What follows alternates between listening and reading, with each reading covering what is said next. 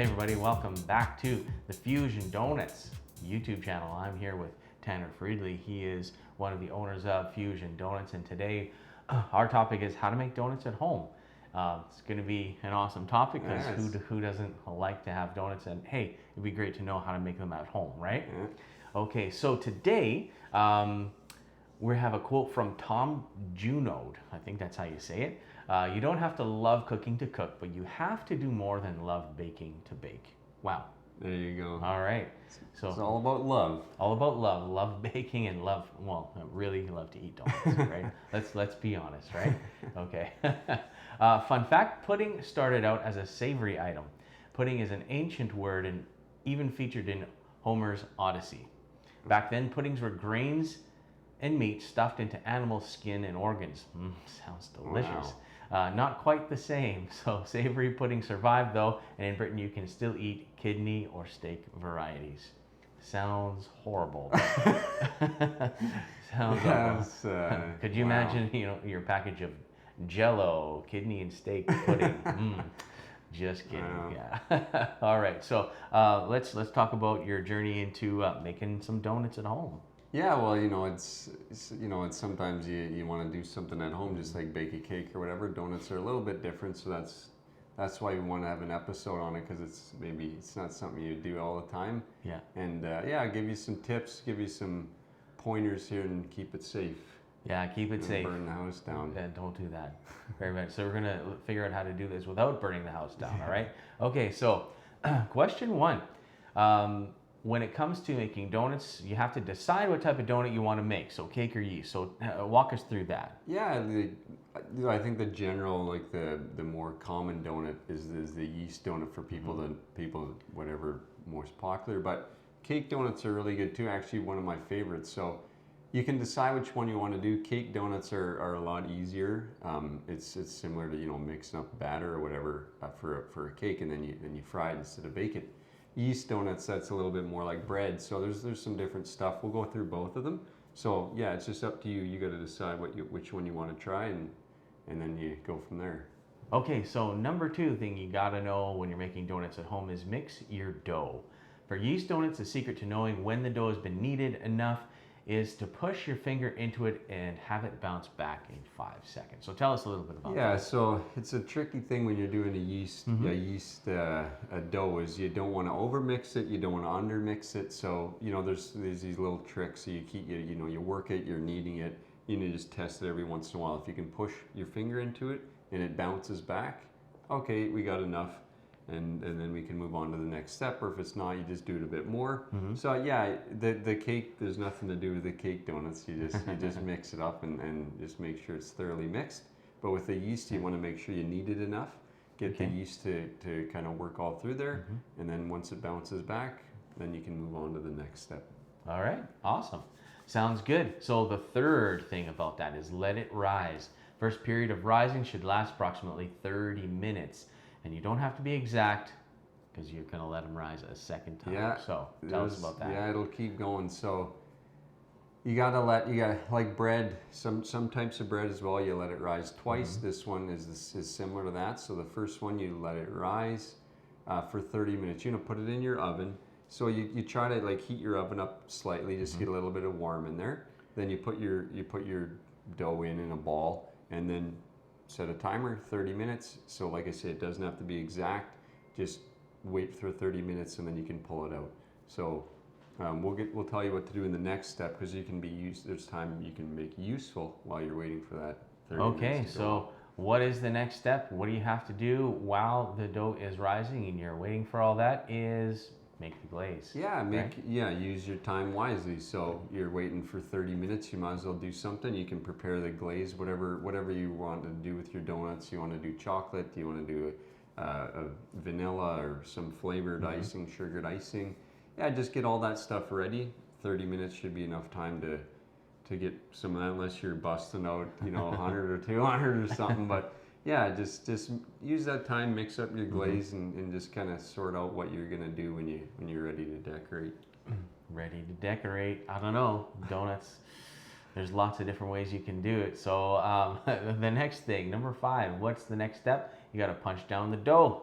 and roll it out into the donut. So tell us a little bit about that that portion of the making donuts at home. Yeah, so once you pull it out of the oven, it's proofed once, it's in a a ball, then you have to roll it out. So you're looking at rolling it out about an inch thick or an inch and a half thick. So use your rolling pin or whatever, kind of push it down, use your rolling pin, get it flat is how you like it, an inch or an inch, try to make it even everywhere. And then you're gonna cut it. So you can use a 3-inch biscuit cutter if you have it, circle biscuit cutter. Cut it if you're making. That's when you decide what types or what styles of donut. Do you want a Bismarck? Are you gonna fill it?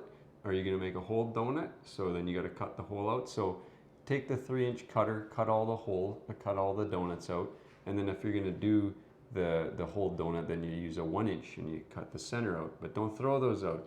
Don't throw out the centers, because those are your donut holes. You can use fry those as well. So don't throw those out. Do not throw them out. I mean, well, a famous chain in Canada uses those and sells them, on the side as well. Yeah, exactly. So we got that going. Yeah. We know what those are called. Bits. Bits. Little bits. They're not holes, they're bits. So the next thing. Sorry to interrupt you. I forgot. So one part that we could go over. It's not like a dough like you're making pie dough, where you roll it out, cut a circle, and then whatever scraps are left, you kind of roll it out again. In this situation here, when you cut out your donuts and you're left with scraps, that scrap cannot be, put back into a ball, rolled out and cut again. That you can't do that. So in this situation, we don't want to waste it. This is where fritters come from. That's why when you look at a fritter, you can see there's a bunch of pieces. And so that's what they're doing. They're using the leftover scraps to make a fritter. So that's what you would do with the scraps is not roll them out, try to roll them out flat, is just combine them into a shape, and however big you want your fritter, and then you would fry that by itself. Okay. So that's another kind of there's the donut hole, and then there's the fritter. So there's all three uses there. So many good things you can do. Wow. Just don't waste. Yeah, don't waste it. You got to use it. You got to fry it up and eat it. Okay. All right, Tanner. So we're on to step number 6 of making donuts at home. What's the next step? What do we do? So now you got all your donuts. They're cut. You got your whatever, your shapes, your donut holes, your fritters. You want to put them back in the oven so they have to proof again. Okay. So they gotta rise one more time.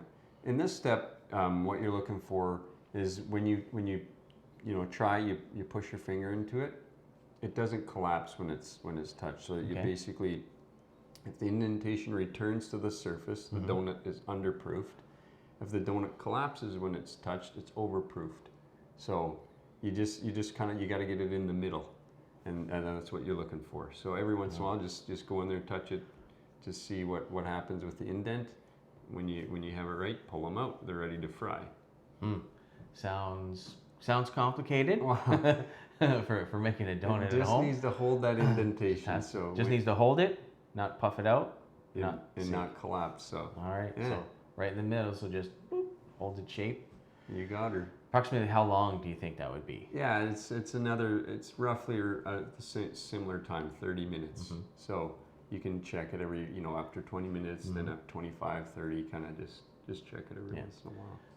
Now, personally, even if either of those scenarios happened, I'd still make them. Yeah, exactly. Yeah, you're not gonna throw that out. Yeah. I'm not selling them. I'm gonna be eating them. So we'll just do that. Okay. So what's the next step that we have to think about? The other part is, while they're proofing a second time, we're gonna get our oil ready. So if you don't have to go crazy and have this big stock pot of oil. It's better to actually have a shallow pan, even if you got a higher sided pan for sauce or whatever. You're gonna make the oil 2 inches deep. So whatever you have that will hold that and not be crazy. You don't want to have a situation where you got a 20-liter stock pot and you got 2 inches of oil and you got to reach down in there. But you don't want a pot that's so shallow you fill it up with 2 inches of oil and you're left with a half inch before it overflows. You burn your house down. So just use a pot that you can get 2 inches of oil in, that's not too deep, and then you're gonna warm that up. So what you're looking for is 380 degrees Fahrenheit. That's the temperature you want it to be at. And so canola oil is a good choice. You don't want to use an oil, you want to use an oil that's got a high smoke point, so canola oil is generally a good choice for that. Yeah, you know, like you're not going to use olive oil or something. You got to use. Yeah, don't use olive oil. Yeah, canola oil. It's lighter and it has a higher smoke point. I heard peanut oil is good too. Yeah, peanut oil if you want to use it. I think it's a bit more expensive, but hey, try. Yeah, it's good. So. Yeah, it is good. I made some donuts beignet the other day, and I used a taller pot, but I put more oil in it just because I wanted to make sure that I could always add some more if it got too hot. Right, because you know it's tough to manage. Once it gets past a certain temperature, it likes to rise quickly, and then you pull it off, and you're waiting for it to cool down, and then you can begin. But yeah, no, it's good, but can be dangerous. Always have a lid nearby, some baking soda, just in case. Do not throw water. Do not use water. Just fight any urge you got. Do not use water. That'll be a bad scenario. Bad scenario. Fire extinguisher, baking soda, lid, with a mitt on, so you can put the lid on. Just do not use water because it'll flame up and you'll set your house on fire, partially yourself. Okay. We want this to be fun making donuts. Okay. So what's the next? So the thing about the oil is, like, you know, if we're talking about trying to do the best job you can, and so keeping that oil at a steady temperature is what you want to do. So when you get it to 380, you kind of wait, you find the temperature setting on your stove that keeps it at 380. And then just throw a couple donuts in to start. So you put 2 in there and watch the temperature to see if it goes down too much. If it drops too much, it shouldn't after 2 donuts, but if it does, you can turn the heat up on your stove a bit. You want to try to keep it at 380. So if you put the donuts in and it doesn't move, and you have a bunch to make, you can try 3 and then 4, however many your pot will take. But the thing is to try to, you don't want the oil temperature to go down a lot, and you don't want to, so you do as many as you can with what your stove will do. So that's the thing. Try 2, and then you can add 3 and then 4. So what you're doing is you're going to do about 60 seconds on each side. Okay. So depending, if they're a little bit thicker, you might have to go up to 70 or 80 seconds. Or if your oil, so the thing, if your oil is not as hot, then you might have to do a little bit longer. So it's important to keep that oil at 380. Then you can do 60 seconds on each side, flip them, do another 60. Something like a donut hole is going to take a little bit less time. A furter will be the same. So yeah, just 60 seconds on each side, flip them, and then take them out. And yeah, you're good, and just keep going. All right. Yeah. So we're almost at the good part. So what do we do next? What's the next thing? Well, you just put them on a rack. So ideally you're gonna have a rack with a pan underneath it, because they're gonna have to, you know, drip off. The oil will come off a bit. So put them on a wire rack and let them cool it. Depending on what you're doing, it's better to have a cool donut, just like icing a cake. You don't want to do it when it's hot. It's gonna run off and make a mess. So just let them cool and resist the urge to ice them too soon. You know, you're just gonna want to get in there and ice them so you can eat it. But just be patient, let it cool down, and then you can move on to the last step. What's the last step? Decorate. So ice them. If you have a container with your icing or whatever, it's easy just to take it, dip it in, turn it around a bit, pull it out, and then you can put your sprinkles on, or your chocolate sauce or caramel, or get creative with it. You can have fun, put candy on top, have fun decorating with your kids.